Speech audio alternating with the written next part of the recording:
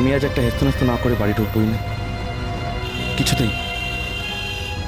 এখন তোরা যতই ফোন করে ডাক, আমি যাব না।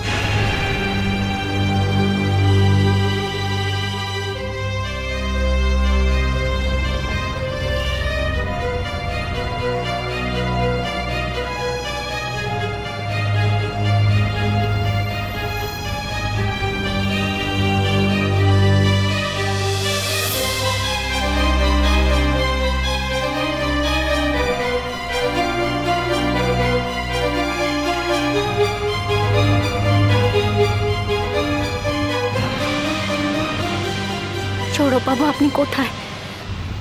তাড়াতাড়ি আসুন। দাদা, একটু তাড়াতাড়ি চলুন না।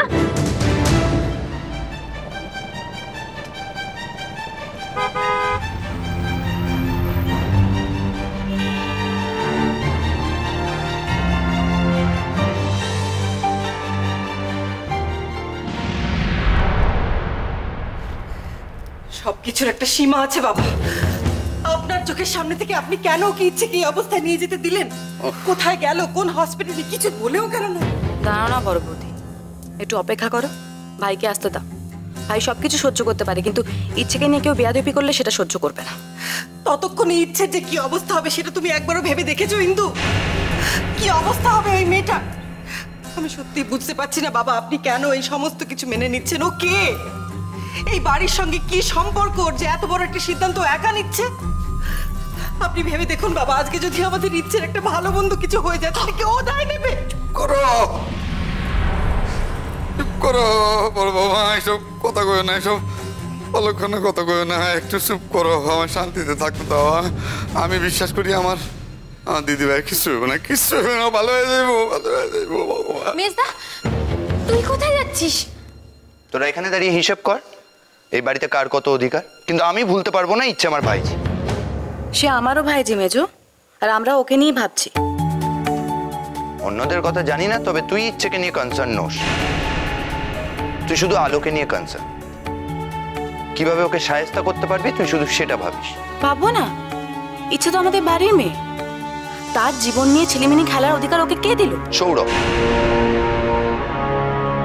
সৌরভ বাড়ি থেকে বেরোনোর আগে ওকে বলে গেছে ইচ্ছেকে দেখবে, আর একজন দায়িত্বশীল মায়ের যা যা করা উচিত আলো ঠিক তাই করছে। আর তোরা কি করছিস? একবার ভেবেছিস মেয়েটা এই অবস্থায় ইচ্ছেকে নিয়ে গেল, ওর কাছে টাকা পয়সা নেই, ও চাইলেও ডাক্তার দেখাতে পারবে না, এইসব ভাবিস না। তোমার নিচে নেমে আসা পর্যন্ত কি অপেক্ষা করতে পারতো না? এতদিন জানতাম যে এই বাড়িতে কয়েকজন সেন্সিটিভ মানুষ আছে, কিন্তু আজ মনে হচ্ছে আমার ধারণা ভুল ছিল। আর তাই এ বাড়ি থেকে বেরোনোর আগে কাউকে জিজ্ঞেস করে বেরোনোর প্রয়োজন আছে বলে আমার মনে হয়। শোন মেজো, তুই নিজেকে খুব বুদ্ধিমান ভাবিস তাই না? আমাদের কারো বুঝতে বাকি নেই, তুই কথাগুলো বড় বৌদিকে শুনেই শুনেই বলি। এই মানুষটা আমাদের সংসারের জন্য তো কম করেনি, আর আজকে বাইরের মেয়েটা তোদের কাছে বেশি হয়ে গেল। একবার ভেবে দেখ তো, ও যে ইচ্ছেকে নিয়ে বাইরে বেরোলো, হসপিটালে যাচ্ছে, কোথায় যাচ্ছে কিছু জানিয়েছে আমাদেরকে? তোকে খুঁজতে যাচ্ছিস, রাইট? কোথায় খুঁজবি ওকে? কোথায় খুঁজবি আমায় বল?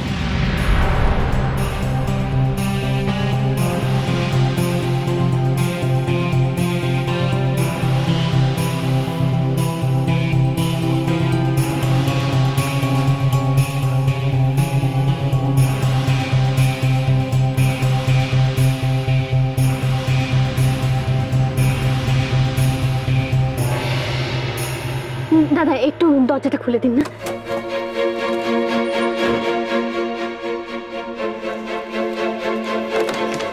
দিদি, ভাড়াটা? বুঝতেই তো পারছেন দাদা, তাড়াহুড়োর মধ্যে বেরিয়েছি, মেয়েটার এই অবস্থা। আমি না টাকা পয়সা কিছু আনিনি। আপনি একটা কাজ করুন, যেই বাড়ির সামনে থেকে আমাকে তুলেছিলেন ওখানে একটু চলে যান না। ঠিক আছে, ঠিক আছে। ধন্যবাদ দাদা।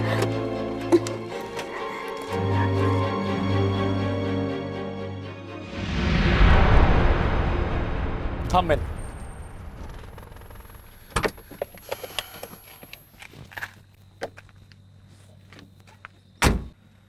কত হয়েছে? 500 টাকা দেন।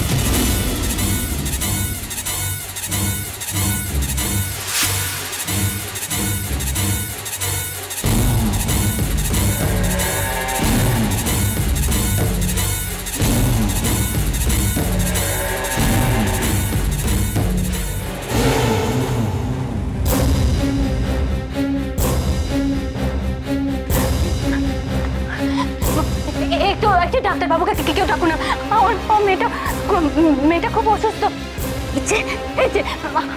একটু খবর দিন না ডাক্তারবাবুকে, আমি বুঝিয়ে বলবো।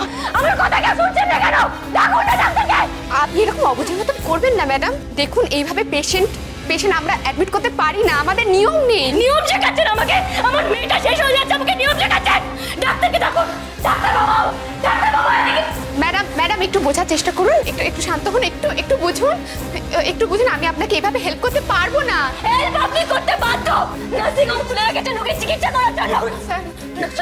ডাক্তারবাবু, আমার মেয়েটা আমি দেখছি প্লিজ আমি দেখছি।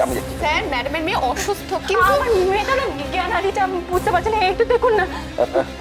পেশেন্ট তো কোলাপস করছে, এক্ষুনি অ্যাডমিট করার ব্যবস্থা করুন, এক্ষুনি। কিন্তু স্যার অ্যাডমিনিস্ট্রেশনটা আমি বুঝে নেবো, আপনি প্লিজ ওকে অ্যাডমিট করুন, ইমিডিয়েটলি অ্যাডমিট করুন। ঠিক আছে। ইচ্ছে কথা বলবেন, ইচ্ছে। আপনি আমার সঙ্গে আসুন।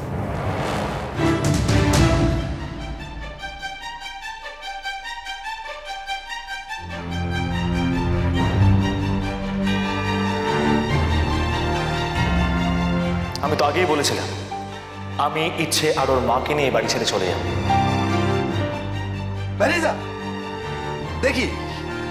দেখি সমাজের কোন মহৎ উদার হৃদয় মানুষ তখন এই অদ্ভুত সম্পর্ক মাই না তখন থাকনের জায়গা দেয়। আরে যা।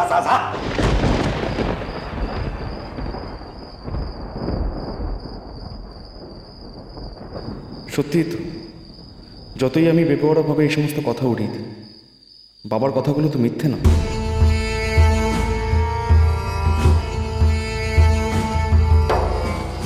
আলো আর ইচ্ছেকে নিয়ে বাড়ির বাইরে বেরিয়ে আসার পর যদি সত্যি আমি ওদের যোগ্য সম্মান দিয়ে ভালোভাবে না রাখতে পারি,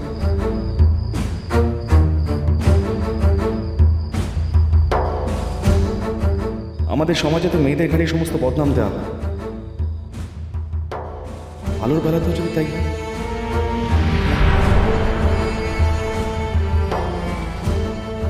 আলোর তো মন থেকে বিয়ে করার কোনো ইচ্ছেই নেই।